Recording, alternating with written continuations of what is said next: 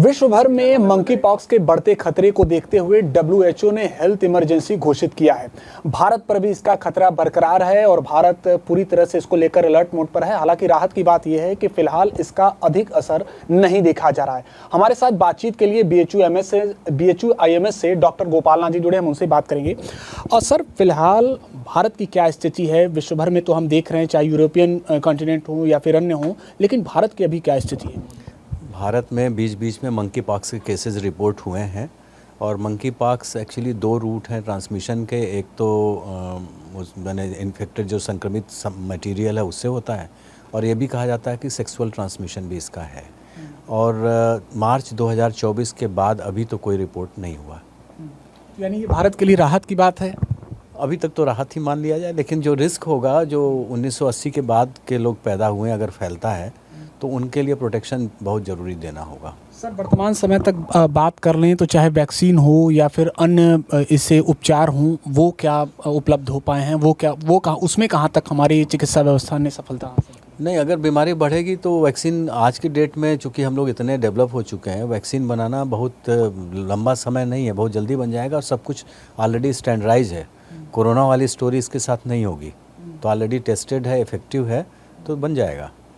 अगर बीमारी आती है तो रोक लेंगे इसको, ऐसा नहीं है कि बढ़ेगा। क्या 80 दशक से पहले भी जिन लोगों ने कुछ ऐसी बीमारियों का जो टीका लिया है उनको भी एक सुविधा मिल सकती है, एक राहत मिल सकती है? ना, उनके लिए रिकमेंडेशन यह है WHO की कि 1 डोज अगर ले लें तो अच्छा है, और जो लोग बाद में हैं उनको 2 डोज चाहिए 1 महीने के अंदर पे। अच्छा सर, इससे बचाव के और सामान्य लोगों की बात करें तो क्या क्या चीज़ें अपनानी चाहिए? मेन है कि आइसोलेशन, जिस पेशेंट को ये सिम्टम आते हैं, चाहे चिकन पॉक्स जैसे या स्मॉल पॉक्स जिसको बोलते हैं, चेचक हो गई है, उस पेशेंट को या उस इंडिविजुअल को आइसोलेशन में रखें। और उसके जो यूज किया हुआ सामान है, मैं तो कहूँगा जैसे कपड़े हैं और इस तरह का चीज़ें जो भी उसके टच में आ रहा है, सभी अगर बॉयल कर दें तो आसानी से उनसे बचा जा सकता है। लेकिन जब जो डील कर रहा है वो फिर ग्लव्स पहन के और सारा काम करेगा मास्क लगा के, जैसे कि कोरोना में हम लोग प्रोटेक्शन ले रहे थे। सर, कुछ ही वर्ष पहले पूरी दुनिया ने कोरोना से भी जंग लड़ा है। हालांकि ये परिस्थितियां उससे कैसे अलग है sir? Corona highly infectious disease था और सांस से हो रहा था, हवा से हो रहा था, तो उसमें तो अगर यहाँ बैठे हैं कमरे में और कोई एक भी मरीज है तो फैल जाता था। लेकिन उसमें है कि जब तक कि बहुत क्लोज कांटेक्ट ना हो तो मंकी पॉक्स नहीं फैलेगा। आपकी क्या एडवाइस रहेगी सर, अगर बात कर ले इससे बचाव के लिए, तो आप जैसे ही किसी को इस तरह का सिम्टम या बीमारी दिखती है तुरंत रिपोर्ट करें और उस पेशेंट को आइसोलेशन में एक अलग कमरे में रख दें, और जो उनको डील कर रहे हैं, माने जो उनको देखभाल कर रहे हैं, और पहले रिपोर्टिंग करना बहुत ज़रूरी है, क्योंकि हम लोग इस तरह की सारी बीमारियां गवर्नमेंट को रिपोर्ट करते हैं, स्टेट लेवल पे और सेंट्रल गवर्नमेंट पे कंफर्मेशन भी कराते हैं। और अगर वो नहीं निकलता है तो ऐसा नहीं है कि उसके लिए बिल्कुल शोरगुल मचाना शुरू कर दें कि मंकी पॉक्स आ गया।